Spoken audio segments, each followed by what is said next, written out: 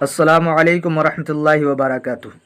محترم سامعین و ناظرین، کس وقت ایمان لانا بیکار ہے؟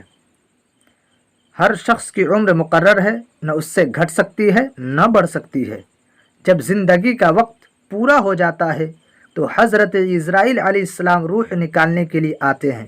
اس وقت مرنے والے کو دائیں بائیں جہاں تک نظر جاتی ہے فرشتے ہی فرشتے دکھائی دیتے ہیں۔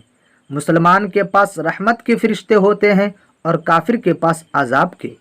اس وقت کافر کو بھی اسلام کے سچے ہونے کا یقین ہو جاتا ہے، لیکن اس وقت کا ایمان معتبر نہیں، کیونکہ ایمان تو اللہ و رسول کی بتائی باتوں پر بے دیکھے یقین کرنے کا نام ہے، اور اب تو فرشتوں کو دیکھ کر ایمان لاتا ہے، اس لیے ایسے ایمان لانے سے مسلمان نہ ہوگا۔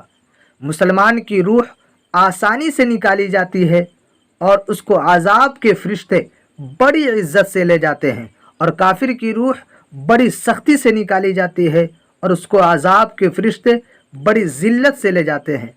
مرنے کے بعد روح کسی دوسرے بدن میں جا کر پھر پیدا نہیں ہوتی، بلکہ قیامت آنے تک عالم برزخ میں رہتی ہے۔ برزخ دنیا اور آخرت کے درمیان ایک اور عالم ہے، ایک اور دنیا ہے جس کو برزخ کہتے ہیں۔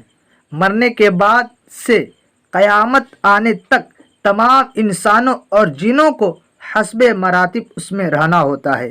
یہ عالم اس دنیا سے بہت بڑا ہے۔ دنیا کے ساتھ برزخ کو وہی نسبت ہے جو ماں کے پیٹ کے ساتھ دنیا کو۔